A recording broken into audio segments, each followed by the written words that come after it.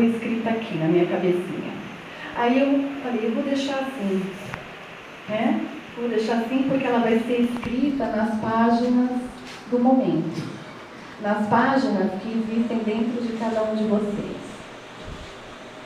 Essa narrativa acontece assim.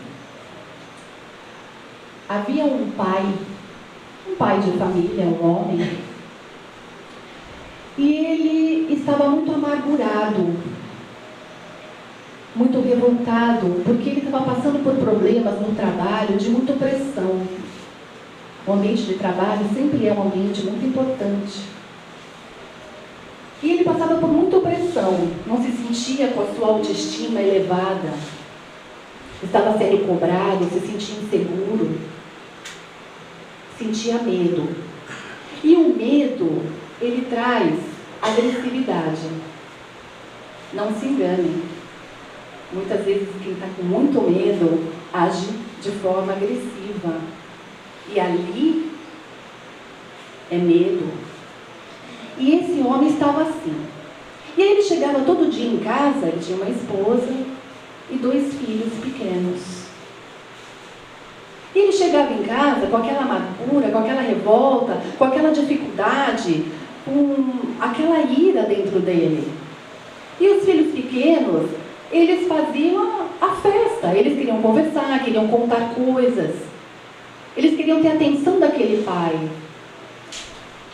E durante um bom tempo, aquele pai, toda vez que as crianças chegavam até ele, ou a própria esposa vinha conversar com ele agia de maneira agressiva, intolerante, até com um certo desespero na voz. E aí a família foi ficando oprimida também. Ele se oprimia, a família se oprimia. Olha só o que estava sendo desencadeado. E aí a esposa, um belo dia, muito aflita, muito angustiada, ela resolveu pensar numa forma de resolver. E ela elevou o coração dela, a mente dela, e na mente dela veio um espelho. E aí ela pensou assim, no momento em que ele se voltar para nós com a amargura, com a revolta, eu vou colocar o espelho à frente dele. E assim ela fez. Exatamente no dia que ela resolveu, foi o dia em que ele estava mais irado, mais desesperado, mais revoltado, com uma ira enorme. As crianças, elas já estavam ficando indiferentes ao próprio pai, porque ele semeava a indiferença. No momento em que ele veio com a revolta, a mulher pegou um espelho e colocou à frente dele.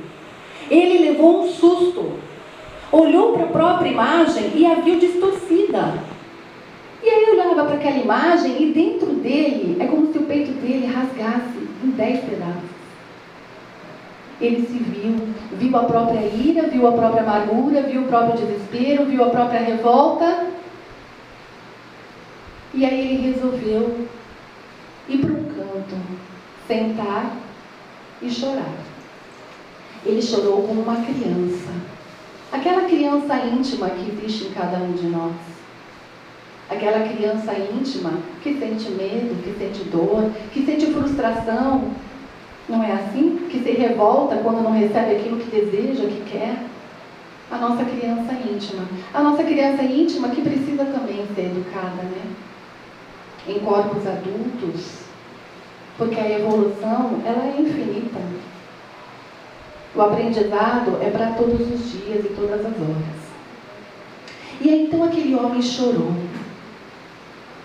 Seus filhos, vendo o pai daquela maneira, mas como tinha uma mãe que tinha uma força, uma fé, a compaixão ainda existia dentro do coraçãozinho daquelas crianças. E elas se aproximaram do pai e o acalentaram.